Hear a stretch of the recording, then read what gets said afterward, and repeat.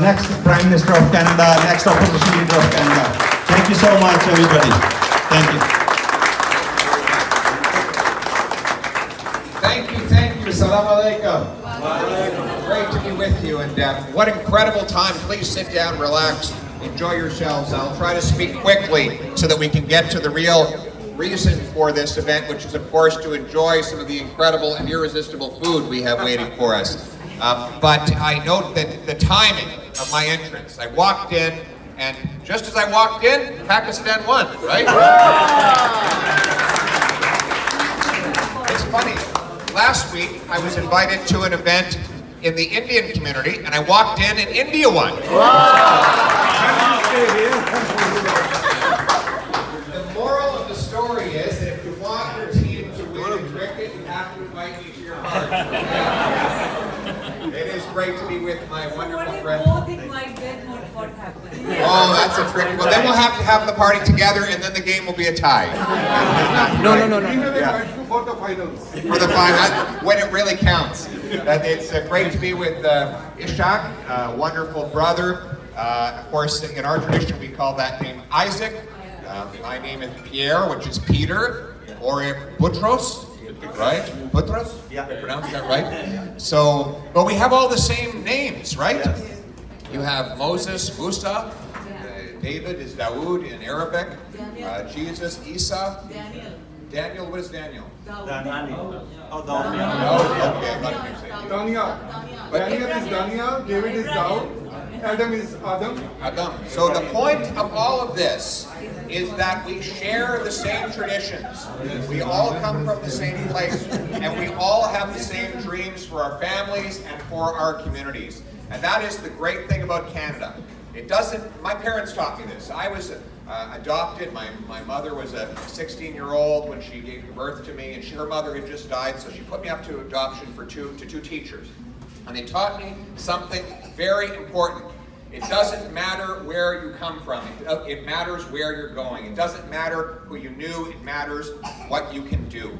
That is the genius of this country, that everyone, regardless of whether your name is Martin or Mohammed, Smith or Singh, everyone is equal under the law. Everyone should have the freedom to practice their faith, to work hard, to achieve their dreams, and to build this country.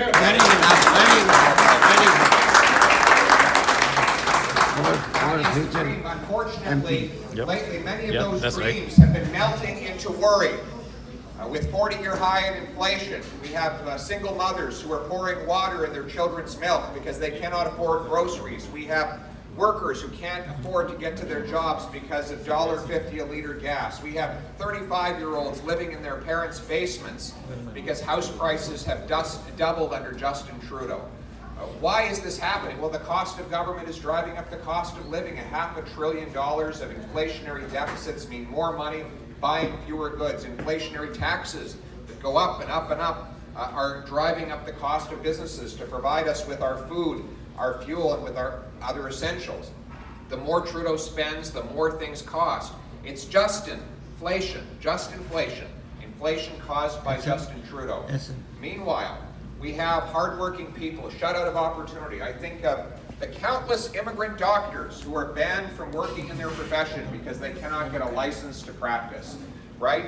Here we are with our children in wait rooms to see a specialist, but they have to wait for 5, 6, 7 hours in pain because there's not enough doctors, even though we have thousands of immigrant doctors that could be doing the job. Ladies and gentlemen, it's time to remove the gatekeepers and make it possible for everyone to do their job and just to make a maximal contribution to this country. And that is why a Poilievre government will sign a deal with the provinces to get faster recognition of our professionals who come here from abroad, so that within 60 days of an immigrant doctor, engineer, nurse applying, they get a yes-no based on their tested abilities, not based on where they come from, a system based on merit.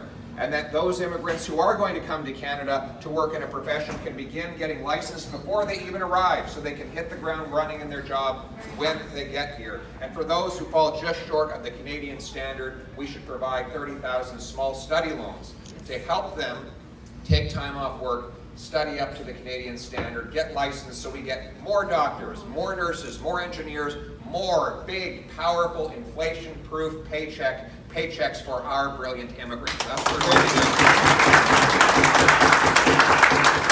We're going to get the gatekeepers out of the way to build more houses. We have the fewest houses per capita of any country in the G7, even though we have the most land.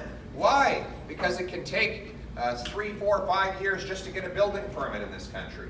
It's too slow. That adds about $350,000 of cost to every unit of housing. No wonder so many kids live in their parents' basements or they're stuck in a 400 square foot apartment. We need to build more houses. I'm going to require cities that want to get federal money to speed up and lower the cost of building permits. I'm going to require that every federally funded transit station be approved for apartments around it so young people can live right next to the transit station. I'm going to sell off 15% of the federal buildings. There are 37,000 federal buildings.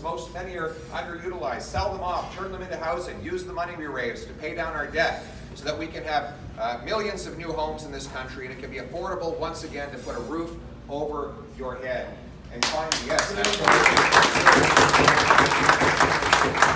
and we are going to get rid of the backlog in our immigration system. We have over 1 million people in the queue. Many of them might be your family members waiting to come here. The backlogs have gotten worse and worse under Justin Trudeau. Families are divided, that we need to bring them back together. Our employers desperately need workers, and yet they can't bring in the labor that is required from around the world. So we need to speed up and lower the bureaucracy of our immigration system to unite families. It is all about giving our people more freedom, to take back control of their lives here in the freest country on earth. And speaking of freedom, the great pillar of freedom is religious freedom. Everyone should be able to practice their faith in peace and in harmony. That is why I have and will continue to speak out against Islamophobia. And furthermore, I am opposed to Bill 21 because I don't believe the government should tell you what you should wear.